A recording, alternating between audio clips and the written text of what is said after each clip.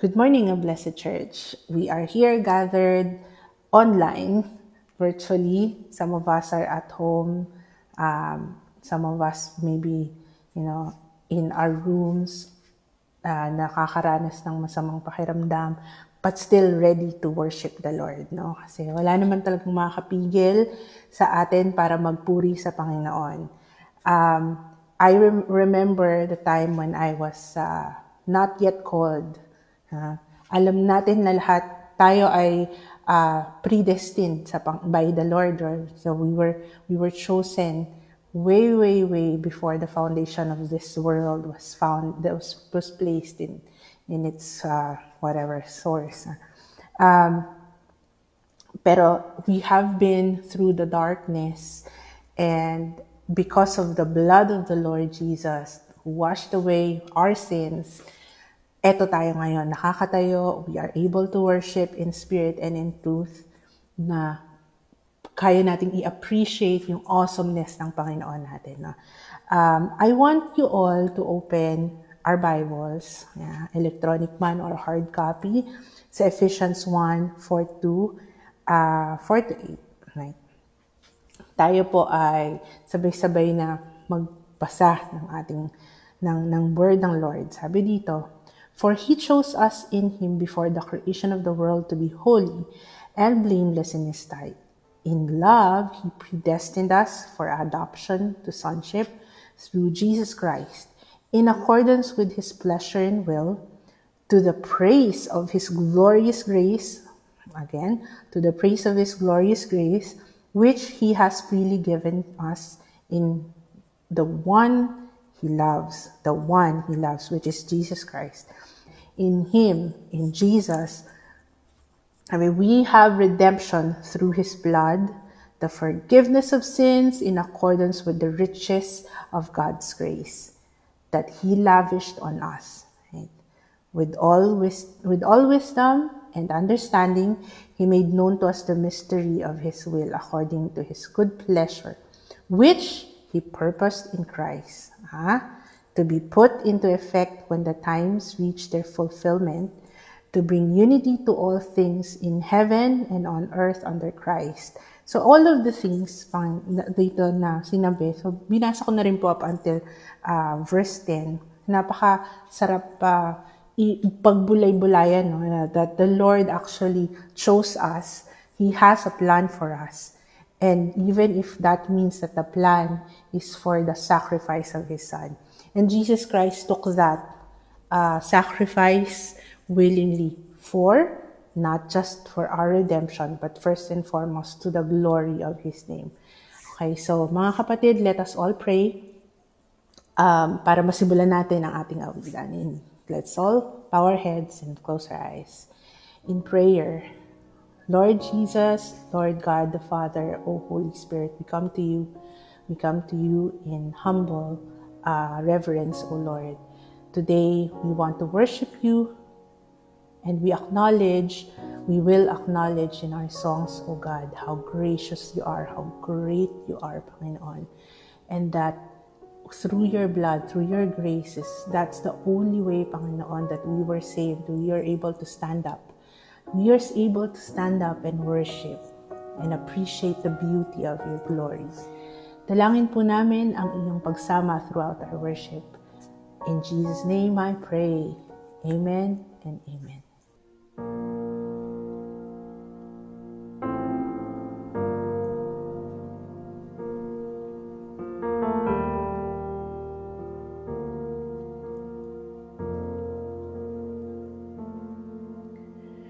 I was a wretch, I remember who I was. I was lost, I was blind, I was running out of time. Sin separated, the breach was far too wide. But from the far side of the chasm, you held me in your sight. You made a way across the great divide, left behind heaven's throne to building here inside.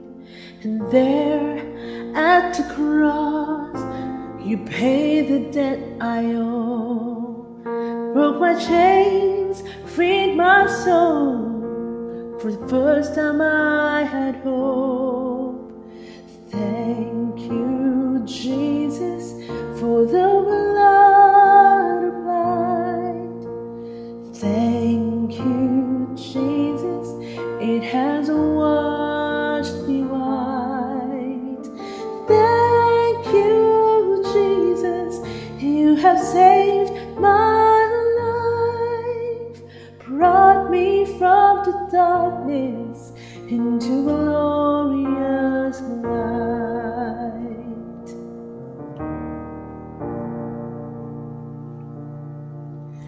You took my place, laid inside my tomb of sin. You were buried for 3 days, but then you walked right out again.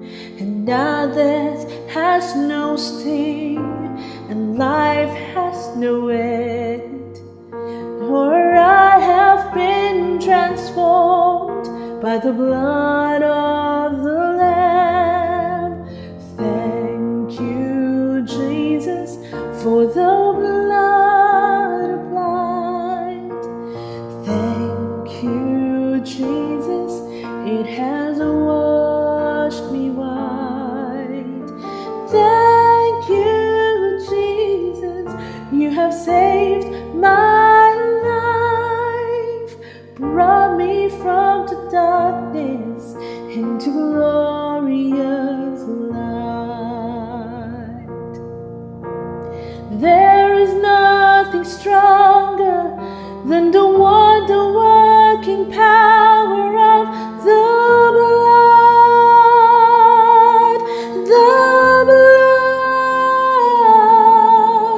that calls us sons and daughters. We were ransomed by the Father through the blood,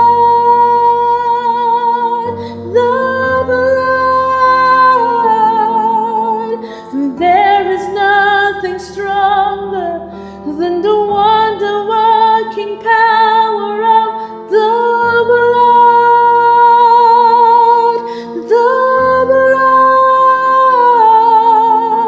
that calls us sons and daughters. We were ransomed by the Father through the blood,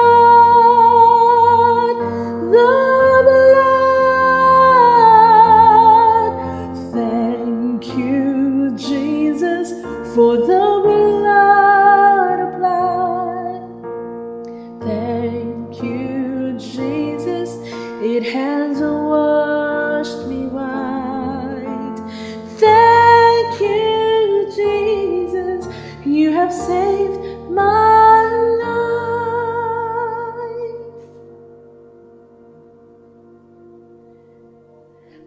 brought me from the darkness into glorious light.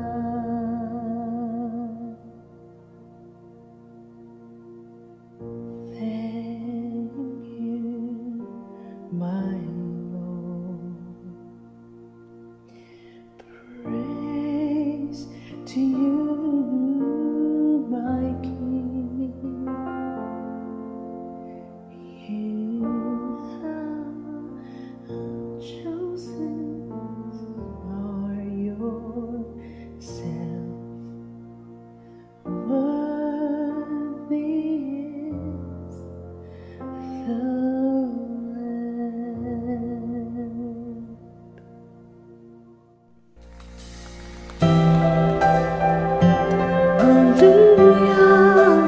Hallelujah, Jesus, undenied,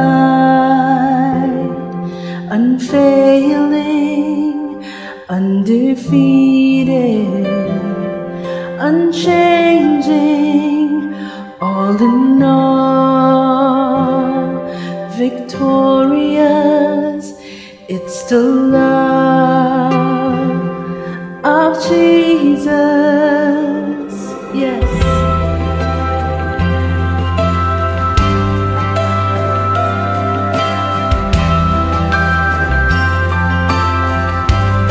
One more time.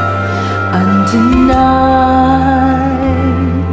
unfailing, undefeated, unchanging, all in all, victorious.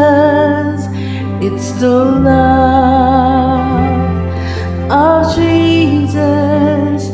For you took the cross when all hope has been lost, and no power could stand in the way of your love.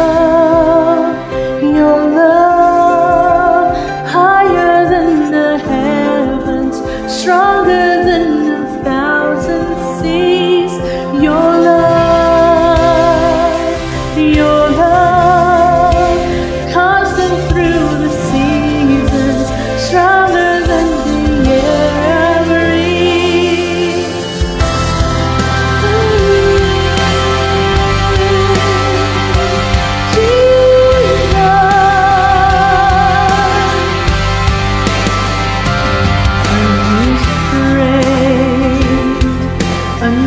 Unrivaled, unashamed, unbridled, all in all, invincible.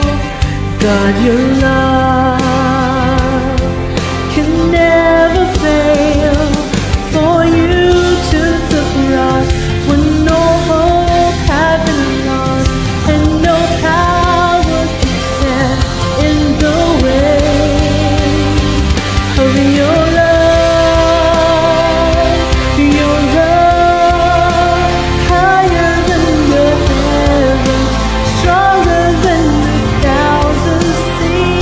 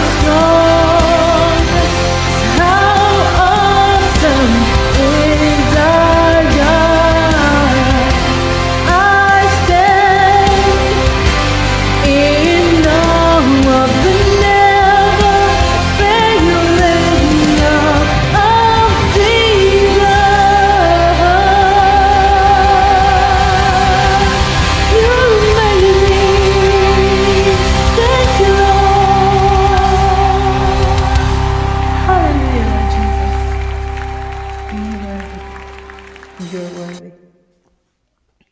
Isang mapagpalang araw po sa ating lahat, a Blessed Church. Tunay nga po na talagang ang bawat isa sa atin ay pinagpala ngayong araw na ito dahil minsan pa, bubusugin na naman po tayo ng salita ng Diyos. And this time, sa pamamagitan po ng isang mangangaral na ginagamit po ng Panginoon currently upang pagpastula ng ating mga fellow believers sa ibang bansa. He is one of the pastors of International Worship Center based in Winnipeg, Canada. Pero bago po yon, he was used by God mightily during the foundational beginnings of a Blessed Church. He is happily married to Ate Alfie Padua. Panganay po siya ni Tita Yol. At biniyayaan po sila ng isang anak ng pangalan po ay Aja. At para po sa mga hindi nakakaalam, siya po ang nagmana ng kagwapuhan at humility ni Tatay Nursing. At syempre, energy ni Tita Oyi. Siya din po ang ginamit ng Panginoon upang makarinig po ako ng mabuting balita ni Kristo. Siya po ang naging matiyagang Sunday school teacher ko nung ako'y bata pa. At siya rin po ang nagturo sa akin kung paano maggitara at sumamba sa Panginoon. Ikinararangal ko pong ipakilala sa inyo ang ating pong mangangaral ngayong araw na ito, ang mensahero ng Diyos, Pastor Jerome Basa. Magandang umaga nga po pala sa inyong lahat at ako po ay nagagalak na ako po ay nabigyan ng pagkakataon na makapag-preach ngayon po sa Sunday service ng Blessed Church. Ako nga pala po si Pastor Jerome Basa. Matagal na rin po akong member ng simbahan natin way back kahit nung elementary times ko pa po, way back in 1987. Ganda rin po kasama ko na rin na part ng church family natin, ng aking mga magulang. Ayan. Babati ko si Mama Oyi, si Papa Nursing, at ang aking mga biyenan po, na kasama rin ng Blessed Church, sila Mami Yol at sila Daddy Boying. So, yan po, kaming buong pamilya, matagal na rin part ng church family. Kaya nga nabanggit ko po sa inyo na elementary days pa lang na, 1987, hindi pa nga po church ang ABC, naging parte na po, nagkaroon na po ako ng pagkakataon na maging parte niyan. Hanggang ng 2009, kami po ng aking pamilya ay binigyan ng pagkakataon ng ating Panginoon na mapunta na po dito sa Canada. Okay? Kaya alam niyo po talagang it's been quite a journey para sa amin at sa aming pamilya. Kasi hindi ko naman po inisip na katulad na nabanggit ko sa inyo, nagpakilala na ako sa inyo bilang isa na po akong pastor dito sa simbahan namin sa International Worship Center. Pero hindi naman po talaga yun ang aking intensyon.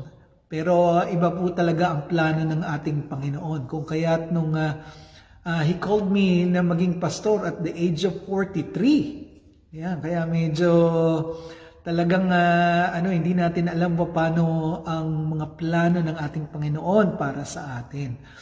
Kaya ngayon po, ako ay natutuwa at ako po ay naatasan na mag-share ng salita ng ating Panginoon para sa inyong lahat. Sana po ay samahan niyo ako na tayo manalangin po muna bago po tayo talagang basahin natin kung ano yung mensahe ng ating Panginoon para sa umagang ito. Tayo po ay manalangin. Panginoong Diyos, kami po ay tunay na nagpapasalamat at nananalangin sa inyo, Panginoon. Panginoon, sana po tulungan niyo po kami na talagang bigyan niyo kami ng linaw ng isip, Panginoon. At bukas na puso upang tanggapin ang inyong salita. Nawa na ito'y tumimo sa amin at magtulak, Panginoon, para talagang sundin ka at talagang mapagtibay palalo ang aming pananampalataya. Marami pong salamat. Ito po ang aming samot dalangin sa tanging pangalan ng iyong anak na si Jesus na aming Panginoon. Amen at amen. Okay, naku, marami pong salamat. At ganun po, katulad ng nasabi ko nga kanina, talagang isa pong malaking pagkakataon ang naibigay sa akin para mag-share ng message po for this morning. Na ito po ay matatagpuan natin sa Mark chapter 5 verses 1 to 20. Pero bago po muna natin basahin yung teksto natin ngayon, gusto po kayong tanungin. Sigurado naman na malamang nagkaroon na kayo ng pagkakataon mapanood yung maraming mga game show. Diba? Sa TV, lalo na dyan sa Pilipinas, napakarami natin yung mga noontime shows, maraming mga palaro po yan. Isa dyan sa mga palaro na naging sikat sa Pilipinas ay yung tinatawag na pera o bayong. Ayan, di ba? Alam niyo naman yun, pera o bayong. At talagang tuwing napapanood natin yun, nakaka-excite talaga, di ba? Kasi hindi mo alam kung ano yung mapapanalunan ng mga tao. Yun yung pinaka-charm ng game na yun eh. Kasi binibigyan ng pagkakataon yung tao na mamili. Di ba? Sa dalawang mahalagang bagay, yung pera o yung bayong. Yung bayong, hindi natin, kaya nagiging malakas yung appeal ng bayong kasi hindi natin alam kung ano ang nasa loob nun. Na kahit bigyan ka ng malaking pera, kasi iniisip siguro ng mga tao, paano kung mas malaki yung nandun sa bayong? Di ba? Andun yung jackpot. Sayang naman kung hindi mo mapanalunan yun. Pero hindi ka rin naman mawawalan kasi meron ka rin namang pera. Di ba?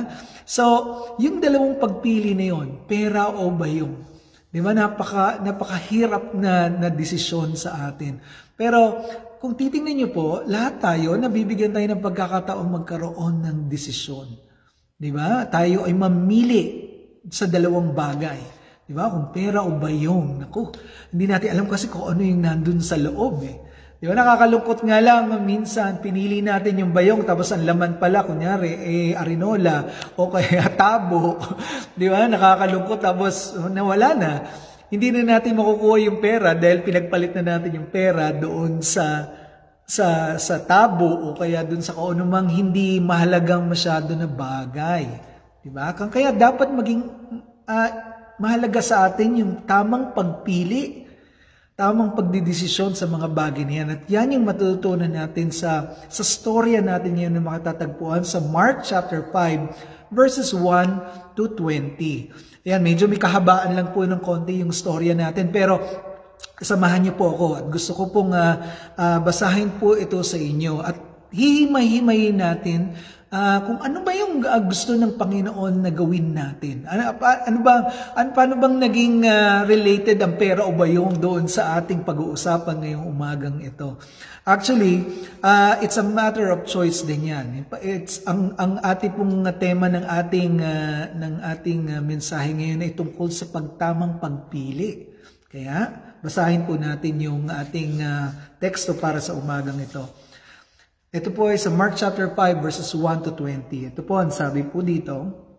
So they arrived at the other side of the lake, in the region of the Gerasenes. When Jesus climbed out of the boat, a man possessed by an evil spirit came out from the tombs to meet him.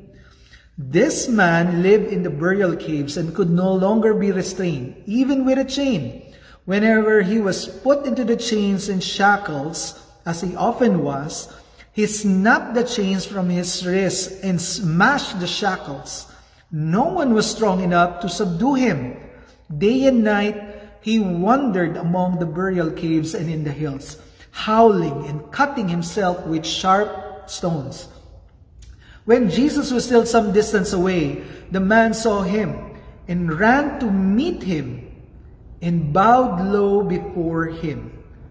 With a shriek, he screamed, "Why are you interfering with me, Jesus, Son of the Most High God? In the name of God, I beg you, don't torture me." For Jesus had already said to the spirit, "Come out of the man, evil spirit." Then Jesus demanded, "What is your name?" And he replied, "My name is Legion, because there are many of us inside this man."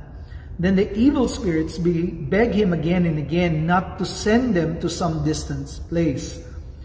There happened to be a large herd of pigs feeding on the hillside nearby. "Send us into those pigs," the spirits begged. "Let us enter them." So Jesus gave them permission. The evil spirits came out of the man and entered the pigs, and the entire herd of about 2,000 pigs plunged down the steep hillside into the lake and drowned in the water. The herdsmen fled to the nearby town and the surrounding countryside, spreading the news as they ran. People rushed out to see what had happened. A crowd soon gathered around Jesus, and they saw the man who had been possessed by the legion of demons. He was sitting there fully clothed and perfectly sane. and they were all afraid. Then those who had seen what had happened told the others about the demon-possessed man and the pigs. And the crowd began pleading Jesus to go away and leave them alone. As Jesus was getting into the boat, the man who had been demon-possessed begged to go with him. But Jesus said, "No, go home to your family and tell everything the Lord has done for you and how merciful He has been." So the man started off to visit the 10 towns of the region and began to proclaim the great things Jesus had done for him. And everyone was amazed at what he told them. Okay, blessed be the name of the Lord for the reading of His Word. So yan po yung teksto natin ngayon sa Mark chapter 5 verses 1 to 20. Alam ko po medyo may kahabaan, kaya talagang i-breakdown po natin yan unti-unti para lalo nating mas maunawaan. Okay? So, yun nga po, ang title ng ating message ngayong umagang ito is Jesus or the Pigs. Yan, si Jesus o ang mga baboy. Yan ang ating mensahe ngayon. Isipin nyo, bakit ba may mga ganong choice? Di ba? Ba't may ganon ng kailangan? Paano may kukumpara si Jesus at sa mga baboy? Yan po ay ang ating pag-aaralan ngayong umagang ito. So, para lang pong background dito, dun sa storya natin. So, si Jesus po ay nag-travel by boat. Ito po, nanggaling siya mula sa isang side ng lake, from the west side of the lake, at sabi nga napunta na siya doon sa isang particular na lugar o isang country. Diba? So sabi po doon sa chapter 5 verse 1, so they arrived at the other side of the lake in the region of Gerasenes.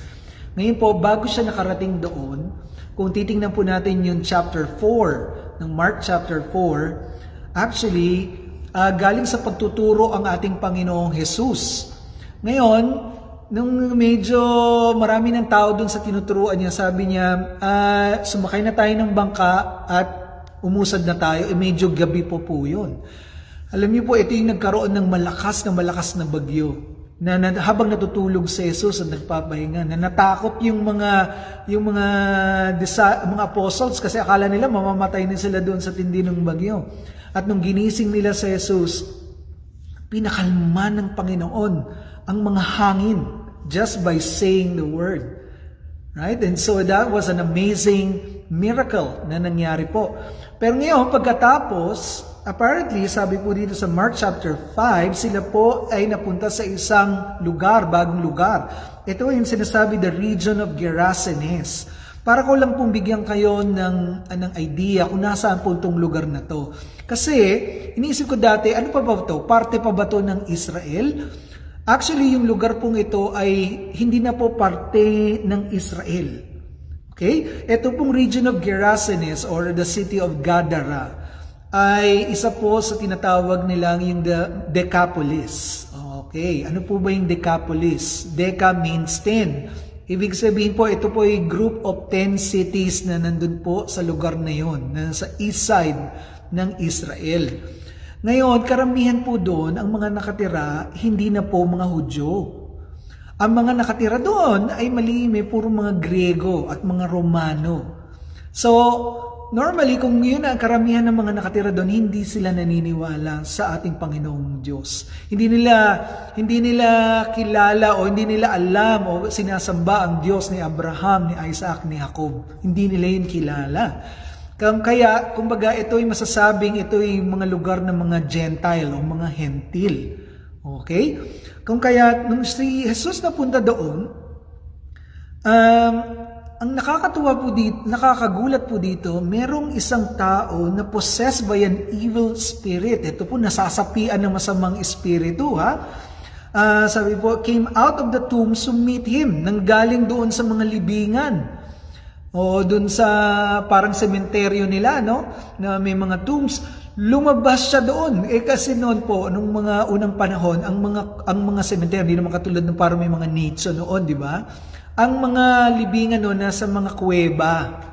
Yan, nasa kuweba yun. Kung kaya itong lalaking itong nasasapian ng masamang espiritu, nasa loob ng kuweba doon. Doon siya nagtatago. Pero nung nakita niya si Jesus, agad niyang pinuntahan ang Panginoong Jesus. Now, sabi po din sa verse 3, this man lived in the burial caves and could no longer be restrained even with a chain. Whenever he was put into chains and shackles, as he often was, he snapped the chains from his wrists and smashed the shackles. No one was strong enough to subdue him. Day and night he wandered among the burial caves and in the hills, howling, cutting himself with sharp stones. So ito po pinaliwanag kung ano ba yung kondisyon ng kalagayan ng itong taon to na nasasapian ng masamang espiritu. Diba?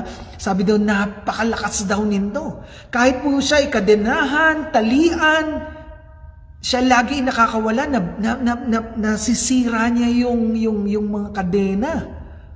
Diba? At yung going around doon siya tumatambay sa lugar ng mga kung nasaan ng mga patay. At walang makagapi sa kanya. Walang makapigil at kaya maraming tao na doon nakatira sa lugar na yun, takot. Sila po ay natatakot sa kanya dahil napakalakas niya eh. Di ba? Pero day and night, sabi nga doon, he wandered among the burial caves. At hindi lang siya nananakit ng iba, pero sinasaktan din niya yung kanyang sarili o kung yung katawan nung sinasapian ng masamang espiritu. Naghihiwa siya ng sarili. Di ba? Pero sabi po dito, when Jesus was still some distance away, ito po, nung nakita niya si Jesus, kahit medyo malayo pa lang, this man saw him and ran to meet him and bowed before him. With a shriek, he screamed, "Why are you interfering with me, Jesus, Son of the Most High God? In the name of God, I beg you, don't torture me." Okay. Tingnan po natin to, ha? Malayo pa lang si Jesus. Malayo pa lang siya, ha? Nakilala na agad siya ng mga masasamang espiritu na sinalubong agad si Jesus. Hindi pa po nagsasalita ang ating Panginoon dito, ha? Hindi siya man lang nagpakilala. Hindi niya in-announce yung kanyang sarili kung sino siya. Pero ang mga demonyo, kilala siya. Ang sabi po dito, bakit ka nandito? Jesus, ang anak ng Diyos. Sabi dito, Jesus, the Son of the Most High God. Diba? Kilala ng mga demonyo ang Panginoon. At hindi lang kilala nila bilang parang dahil magaling na teacher o magaling na magtuturo o mabuting tao. Hindi lang po. Pero malinaw na sinasabi po dito sa Biblia ang pagkakakilala ng mga demonyo sa Panginoon. Ang pagkakakilala sa Kanya ay siya ay si Jesus, diba? The Son of the Most High God, ang anak ng Diyos. At dahil po doon, ano ba ang attitude ng mga demonyo? Sila ba ay parang palaban na handang lumaban sa Panginoon? Hindi na po. Takot na takot pa nga sila. Sabi nga niya, please don't torture us. I beg you, don't torture me. Nagmamakaawa pa po sa ating Panginoon. Di ba? Ano po yung isang unang bagay na gusto kong makita po natin dito sa storyang ito? Ito po, marami tayong makikitang katotohanan tungkol sa Panginoong Jesus. Una po, Jesus is the Son of the Most High God. Jesus is the Son of the Most High God. Ang Panginoon po ay ang anak ng Diyos. Ang Panginoon ay Diyos. Di ba, maring yung ibang mga tao iniisip, kilala namin si Jesus. Jesus, he's okay. Magaling siyang teacher. O historical figure lang si Jesus. O parang isa siyang mabuting tao ayon sa Biblia. Pero tayo po ay hindi naniniwala na siya lang ay isang magaling na teacher o mabuting tao. Hindi po. Bilang Kristiyano, tayo naniniwala that Jesus is the Son of God. Pero alam niyo po, nakakalungkot sa pagkakataong ito, maraming tao ang tatanungin niyo, sino nga ba si Jesus sa buhay mo? Hindi nila maipaliwanag, hindi nila masabi. O maaaring may ibang mga tao sinasabi nga na si Jesus ay Diyos, pero talagang sa puso nila talagang hindi naman nakikita yon. Diba? Sabi nga po doon sa Matthew chapter 16 verses 13 to 16, tinanong po ni Jesus ang mga apostles, "Who do you say I am?" Sabi po din sa verse 7, when Jesus came to the region of Caesarea Philippi, he asked the disciples, who do people say the Son of Man is? They replied, some say John the Baptist, others say Elijah, and still others Jeremiah as one of the prophets. Isa daw propeta si Jesus o isang mabuting teacher. But sabi ni Jesus, but what about you? He asked, who do you say I am? At alam po, napakaganda ng sagot ni Simon Peter. He answered, you are the Messiah, the Son of the living God. Kung tayo po ay hindi pa naniniwala sa ating Panginoong Jesus, si Jesus ay Diyos. Kahit po ang mga demonyo ay pinoproclaim na si Jesus is the Son of God. And there is no denying the fact na talaga pong ito ay katotohanan. Di ba? Na talagang si Jesus is the Son of the Most High God. So, diretso pa po tayo. Sabi nga nun, dahil alam natin na si Jesus, kung alam na tayo naniniwala na si Jesus is ang tunay na anak ng Panginoon, He is the Son of the Most High God, then we can rest assured na tayo po ay yung ating pananampalataya is secure sa Kanya. Na alam natin na ang ating mga panalangin ay masasagot ng ating Panginoon, na talagang lahat ng Kanyang pangako ay talagang tunay na maaasahan natin, at alam natin na hindi tayo pababayaan ng ating Panginoon dahil alam po natin kung sino siya at kung ano yung kaya niyang gawin, na siya ang makapangyarihang anak ng Diyos, o siya ay Diyos. Di po ba? So, and that is who Jesus is para sa atin. Kaya yun po ang tanong ko sa inyo. We ask ourselves, tanongin po natin, sino nga ba po ba si Jesus sa buhay natin? Ano po ba siya sa inyo? Diba? Tayo po ay magtuloy. And then, sabi po dito na nagtanong ang yung masamang espiritu sa kanya. Sabi dito, why are you interfering with me, Jesus, Son of the Most High God? Sabi po sa verse 7, in the name of God, I beg you, don't torture me. Natatakot na talaga sila na, For Jesus had already said to the spirit, ito na po, sinabi na kasi ng Panginoon, come out of the man, you evil spirit. Yan, with just His command, with just His words, di ba? Talagang nanginginig na sa takot yung demonyo. Then Jesus demanded, sabi niya, what is your name? Sabi niya, anong pangalan mo? And sabi po dito, my name is Legion, because there are many of us inside this man. Then the evil spirits beg him again and again not to send them to some distant place. Yan, tinanong po ng Panginoon dito, na ano ang pangalan mo? Sabi niya, come out of that man. And then tinanong niya, what is your name? And sabi niya, my name is Legion, for we are many. Ano po ba ang ibig sabihin ng Legion? Yung pangalan na Legion. Actually, hindi siya specific na pangalan ng tao. Pag sinabi pong Legion, ito po ay isang military term na ginagamit nung panahon ng mga Romans. Ito po, di ba, ang mga military, parang may kanya-kanyang pagkakahati-hati ng tropa o ng mga squadron, mga ganon. Ang Romans, ang pagkakahati-hati ng kanilang mga military by legions. Yan. Pag sinabi pong legion, ang total number ng mga sundalo na nasa isang legion according to history, is around 3,000 to 6,000 foot soldiers. Imagine niyo kung gaano kadami po yun. Sabi po dito, 3,000 hanggang 6,000 sundalo sa isang legion. O ngayon, pag anuhin po natin yan, kung sinabi ng demonyo na ang pangalan ko ay Legion dahil kami ay marami, for we are many.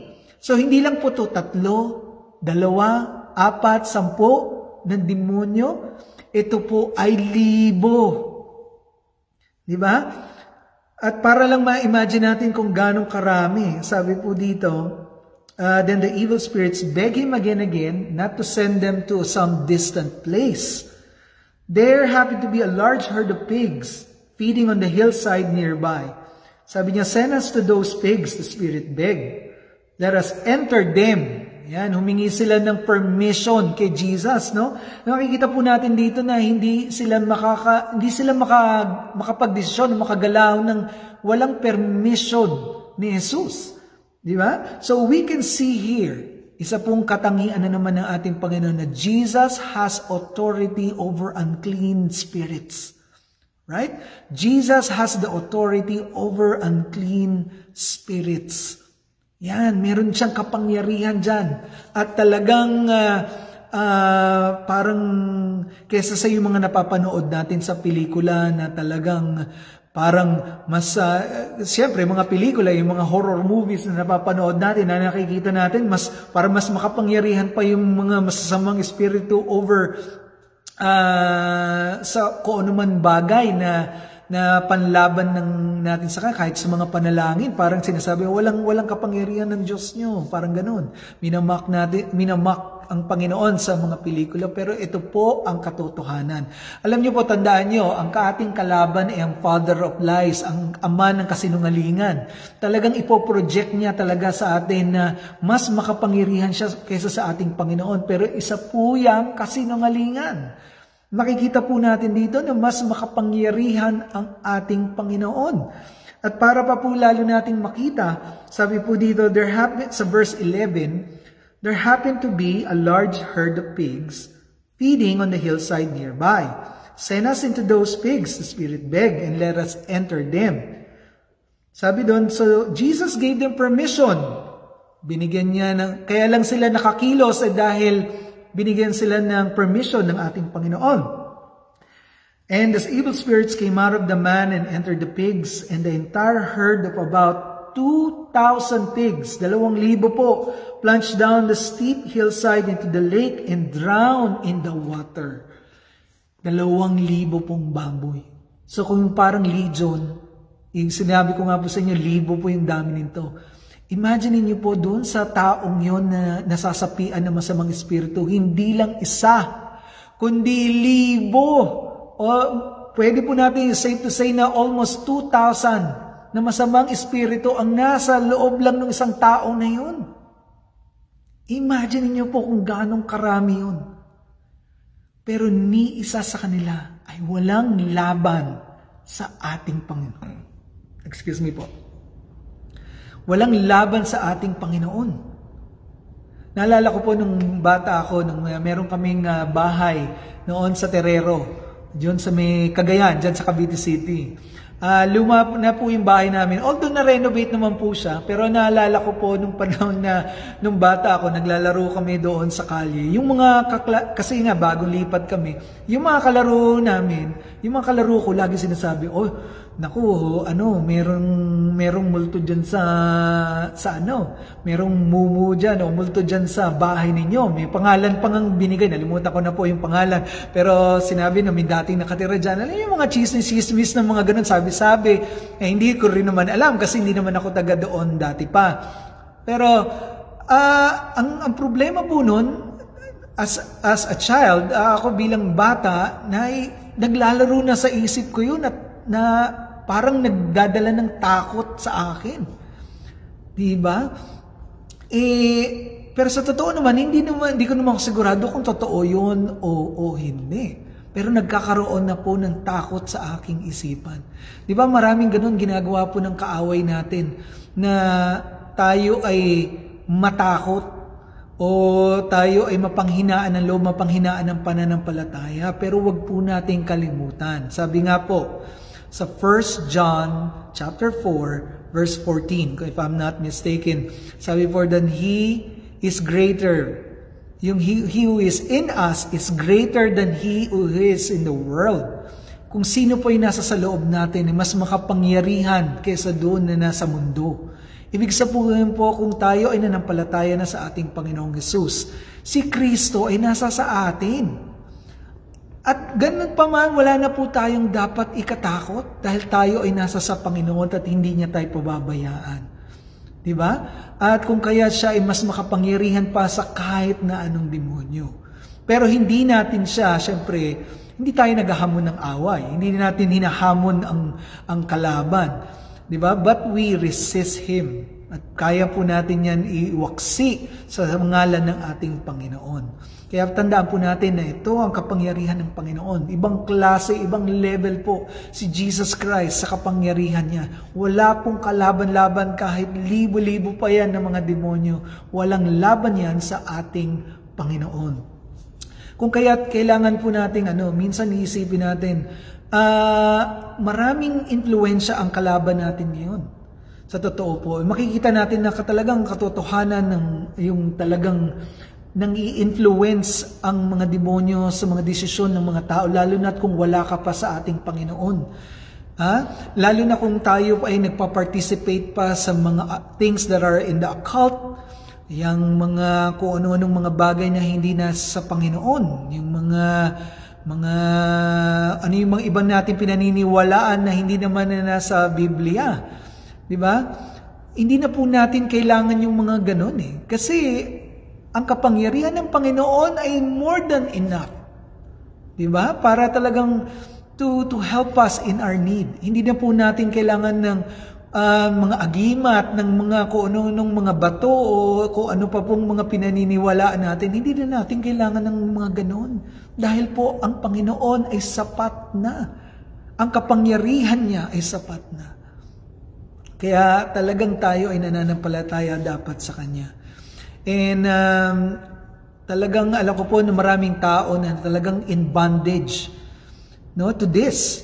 Meron kayong kakilala na talagang hindi nila talagang parang feeling nila sila ay nakatanikala. Di ba? Parang katulad nitong tao na ito na nasapian ng masamang espiritu na tayo natanikala ng ating mga kasalanan, ng ating mga parang hindi na tayo makausad sa buhay. Di ba? Talaga pong makikita natin na dito na kailangan natin ang Panginoon para po tayo ay mapalaya. Di ba? Sa buhay ng makasalanan, sa buhay ng adiksyon.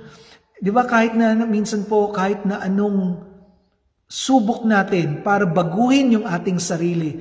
Kahit ganong kagaling yung isang tao na pilitin yung sarili niya, na disiplinahin niya yung sarili niya na wag nang uminom, umalis na sa adiksyon, tumigil sa mga bisyo, sa pambababae, sa panloloko ng asawa.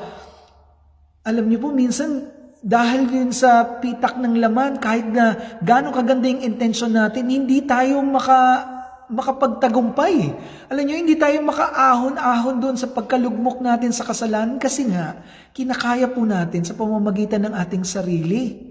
Hindi naman natin kaya. Mahina yung ating laman. Bukod pa doon, yung impluensya pa ng mga demonyo at mga kaaway natin, nandoon upang lalo tayong malugmok sa kasalanan. Di ba nakita po nyo? Yung nasasapian, bukod sa nanggugulo na doon sa mga tao na nakatira doon sa malapit sa lugar nila, sinasaktan din niya yung sarili. Kaya alam niyo po, kapag tayo po ay malayo sa ating Panginoon at kung tayo ay wala sa Panginoon, iyan lang po talaga ang magiging buhay natin, na patuloy natin nasisira ang ating buhay, nasasaktan natin yung mga tao sa paligid natin at ganoon rin po ang ating mga sarili.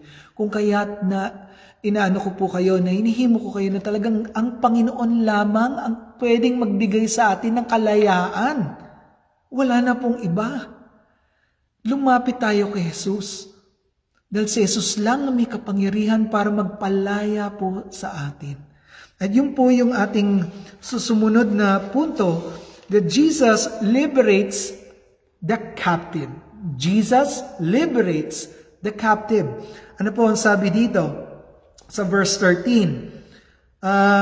So Jesus gave them permission, di ba? And the evil spirits came out of the man and entered the pigs, and the entire herd of about 2,000 pigs plunged down to the steep hillside and into the lake and drowned in the water.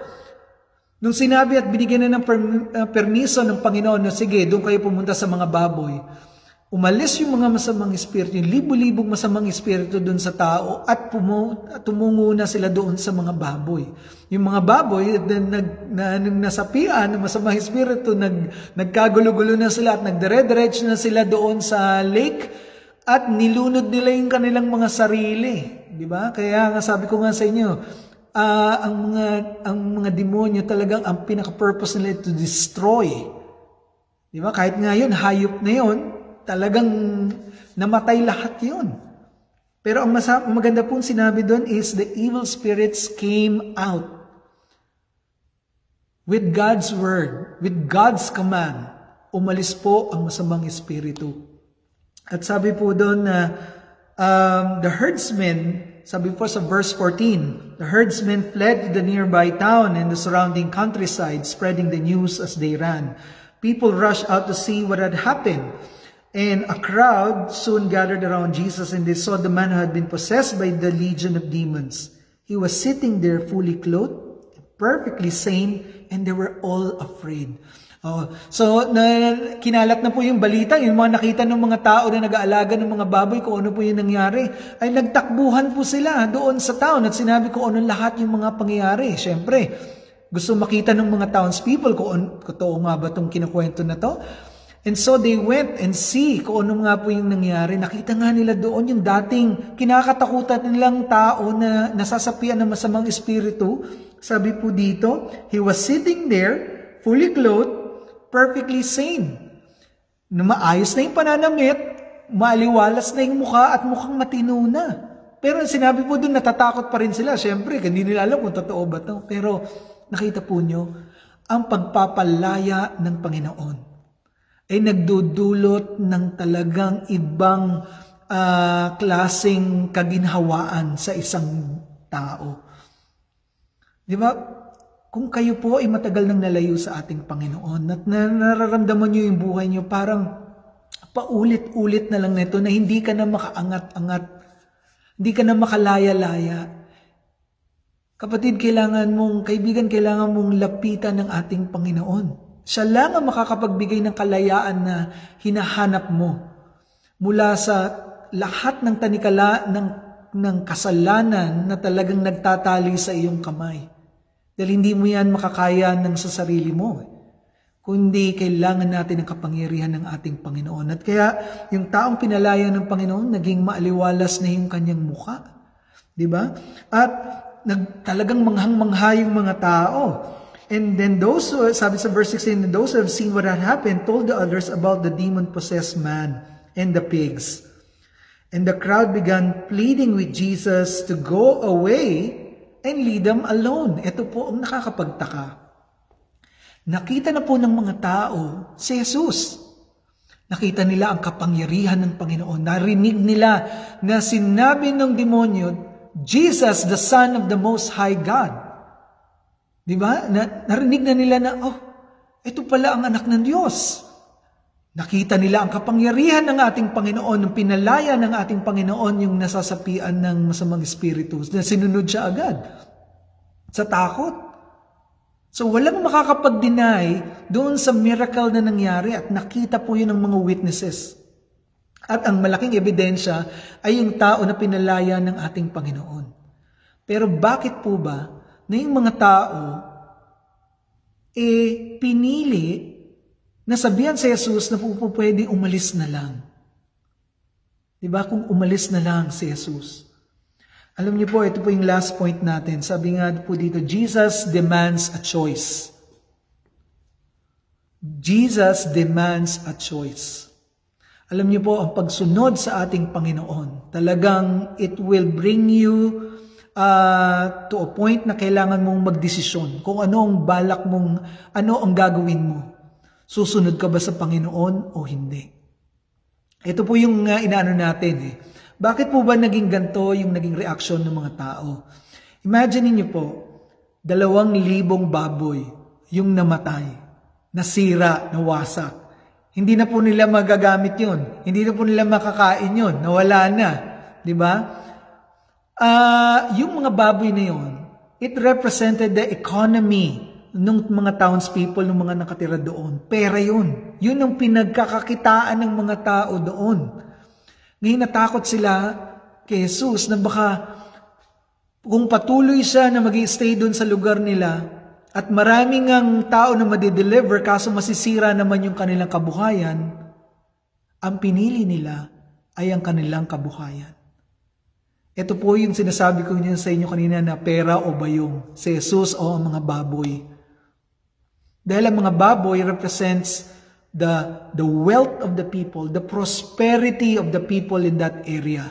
While Jesus, ito po si Jesus, represents, ito po yung deliverance. Ito po yung nagbibigay ng kalayaan mula sa mas malalaki pa nating problema sa sarili natin, kalayaan mula sa kasalanan, kagalingan sa ating mga karamdaman. Pero ang pinili pa rin po nila ay yung mga baboy. Kaya ang sinabi ng mga tao sa kanila po, pwede ba Jesus, umalis ka na lang? Nakakalungkot pong isipin. But, Jesus, pag ikaw po inaharap sa Panginoon, it demands obedience.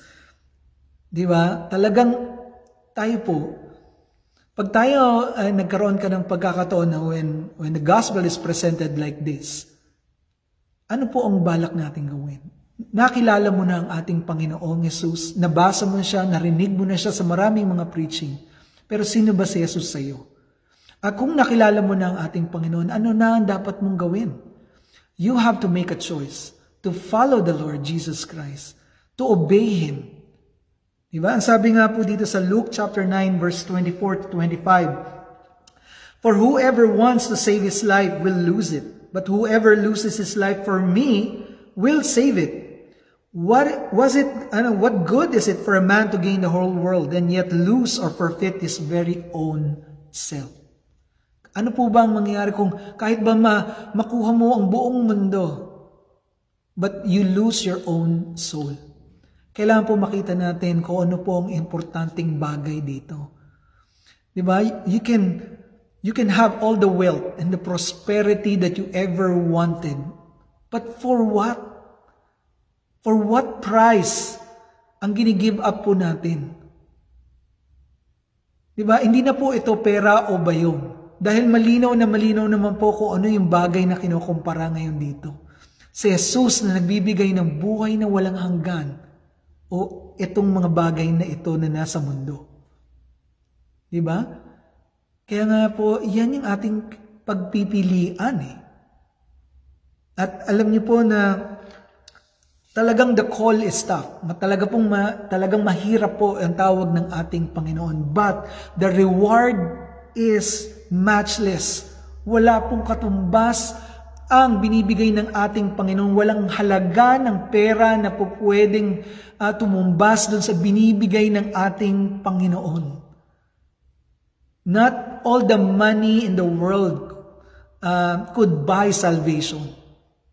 Ang kaligtasan po ng ating kaluluwa ay matatagpuan lang natin sa ating Panginoong Jesus. At ano po ang dapat natin gawin? Magdesisyon po tayo. Kaya nga sabi, when you're face to face with Jesus, it demands a choice.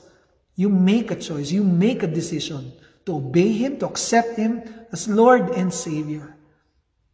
Di po ba?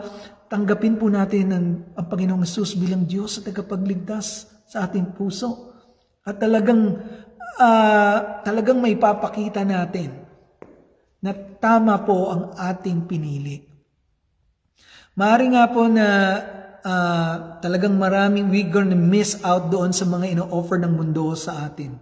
Yung mga komportable na tayo sa ganitong buhay ayoko na, okay na ako sa ganito Pero alam niyo po, ang buhay natin sa Panginoon, mas talagang, wag niyo lang pong isipin yung buhay na natin na nandito sa mundong ito. Dahil itong buhay natin dito sa mundong ito, panandalian lang po ito.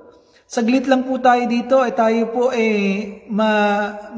mamamatay din po tayo. At wala na yung lahat ng inipon natin. Kanino ba yan mapupunta? Aamagin lang yan. Pero paghandaan po natin yung susunod na buhay. Tayo po ba'y handa na para doon? Alam niyo po, nakakatuwa yung lalaki na pinalaya ng ating Panginoon. Sabi po niya sa verse 18, As Jesus was getting into the boat, the man who had been demon-possessed begged to go with Him. Yan, talagang nagbeg siya, Lord, sasama na ako sa inyo. Alam niyo po itong tao na to, dahil nakaranas siya talaga ng kalayaan, talagang utang na loob niya sa ating Panginoon na talagang naniniwala siya na, God, you are God. Ikaw ang makapangyarihan sa lahat. Susunod ako sa iyo kahit saan. He made a decision already. Kung mamimili Jesus o mga baboy, pinili niya na ang ating Panginoon. Malinaw na malinaw po doon. Ngunit ang sabi ng Panginoon sa kanya, alam mo, no, you should not go with me, but go home. Go to your family and tell them everything that I did. At ganun nga po ang ginawa niya. Talagang siya ang naging ambassador ng ating Panginoon sa lugar ng mga hentil, sa Decapolis. At talagang pinroclaim niya ang salita ng Panginoon. Sabi nga po dito, so the man started off to visit the 10 towns of that region and began to proclaim the great things Jesus had done for him. And everyone was amazed at what he told them. Talagang pinroklama niya sa lahat ng tao ang kabutihan ng ating Panginoon. Hindi lang sa isang lugar, kundi sa 10 lugar pa niya. Talagang pinangalat ang mabuting balita ng ating Panginoon. Kapatid, kung nakaranas ka ng itong kalayaan ng ating Panginoon, ano ang ating ginagawa? Kung tayo ay napuno ng talagang pagpapasalamat at talagang papuri sa ating Panginoon dahil talagang utang na loob natin sa Kanya kung ano man yung nararanasan natin sa buhay natin ngayon, talaga bang dinideclare natin ang mabuting balita? Pinoproklama ba talaga natin ito sa ibang mga tao? Sa ating mga kamag-anak, kaibigan, o tayo ba inahihiya? Alam niyo po, ito na po ang pagkakataon. Alam ko po, maraming talagang mga tao na napagod na sa COVID at sa kung ano, at maraming talaga nawawala ng pag-asa. Alam niyo po, may tuturo po natin sila. Hindi pag-asa ang gobyerno, hindi pag-asa ang mga ayuda, hindi po yan, dahil lahat po yan, nauubos, nawawala. Pero ang tunay na pag-asa kung saan natin po pwedeng ituro ang mga taong to na naghahanap ng kalayaan mula sa kanilang pagkatanikala sa kasalanan ay si Jesus. At ikaw, kapatid, ang kanyang ambassador. You can make a difference. And God is entrusting this message to you na tayo po ito ang tungkulin natin ay proklama ang mabuting balita sa lahat upang mapalaya ng Panginoon yung ibang mga tao na talagang in bondage to sin. So, yan lang po ang aking talagang sa mensahe natin ngayong umagang ito, na talagang pag-isipan po natin na kung ikaw kapatid o ikaw kaibigan na hindi pa tumatanggap sa ating Panginoon at nais mo makaranas ng tunay na kalayaan, tanggapin mo si Jesus bilang Diyos at tagapagligtas. Manalangin ka. At alam ko po na kung may kakilala ka from ABC Church and you can ask them how to go about with this decision. Pero ito na yung pagkakataon, hindi aksidente na napakinggan mo itong mensahe na ito. At maaaring sinasabi mo, nagsisimba naman ako. Hindi porkit nagsisimba ka, ikaw ligtas o ikaw pinalaya na. Ito po ay isang personal na desisyon na gagawin mo.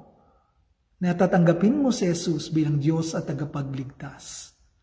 At kung tayo naman ay nakaranas na ng kalayaan na tayo ay nasa sa Panginoon na ating pong tungkulin na talagang iproklama ang mabuting balita sa lahat. Simulan po natin sa ating mga pamilya. Simulan po natin sa ating mga kaibigan. Nauubos na po ang oras. Kung kaya't kailangan na rin po tayo magmadali at talagang use our opportunities and our time to really proclaim the name of our Lord Jesus Christ. Yun lang po. Tayo po ay manalangin. Panginoong Diyos, tunay na ikaw ay mabuti, Panginoon. Panginoon, maraming pong salamat sa mensahe mo. Maraming pong salamat sa iyong salita, Panginoon. Tuloy ng pagpapalaya mo sa tao na sapian ng masamang espiritu, Panginoon. Ikaw lang ang may kapangyarihan para magbigay sa amin ng kalayaan, Panginoon. Tunay na ikaw ay mabuti, Panginoon. Panginoon, huwag mo sana kami pabayaan at tulungan mo kami na talagang may proklama, na may kalakasan ng loob, Lord God, with boldness and courage, Lord God, to proclaim your word in the gospel, Lord God, to our friends, our family, in our workplace, Lord God. Kahit saan man, Panginoon, na kami may makausap, help us, Lord God, because this is our mission. Thank you, Father. In Jesus' mighty name we pray. Amen and amen. Marami pong salamat. Magandang umaga po sa inyo lahat.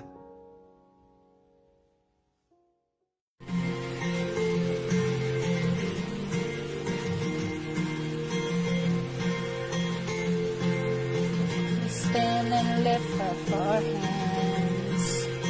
For the joy of the Lord is our strength. We bow down and worship Him now.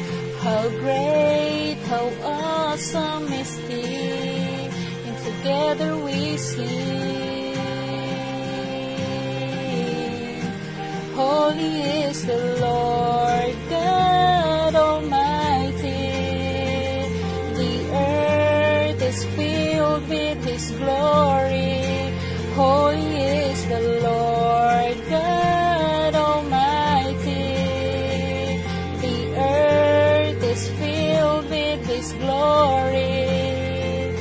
The earth is filled with His glory. We stand and lift up our hands, for the joy of the Lord is our strength. We bow down and worship Him now. How great, how awesome is He, and together we sing. Everyone sing.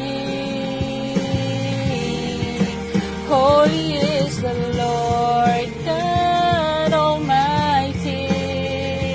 The earth is filled with His glory. Holy is the Lord God Almighty. The earth is filled with His glory.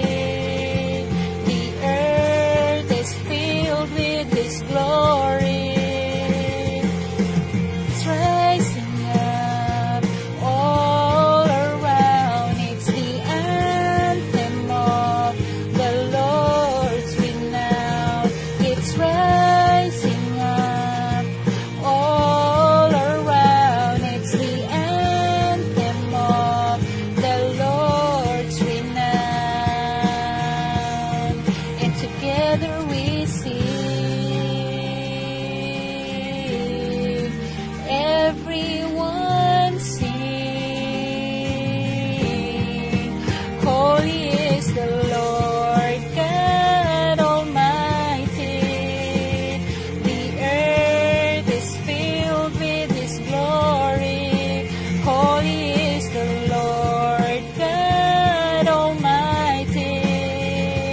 The earth is filled with His glory.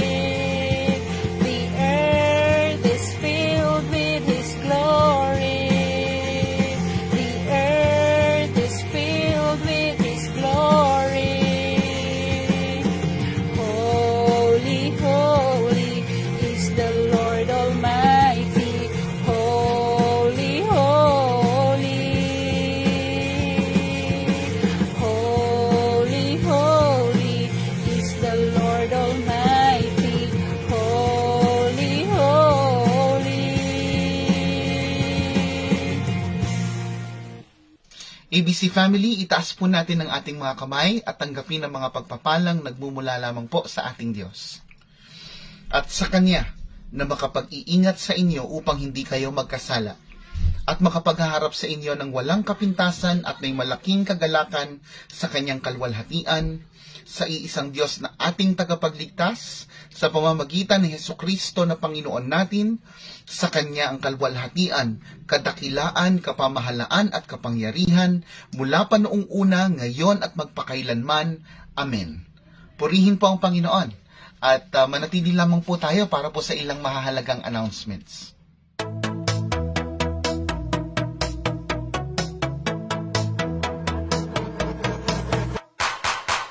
You're the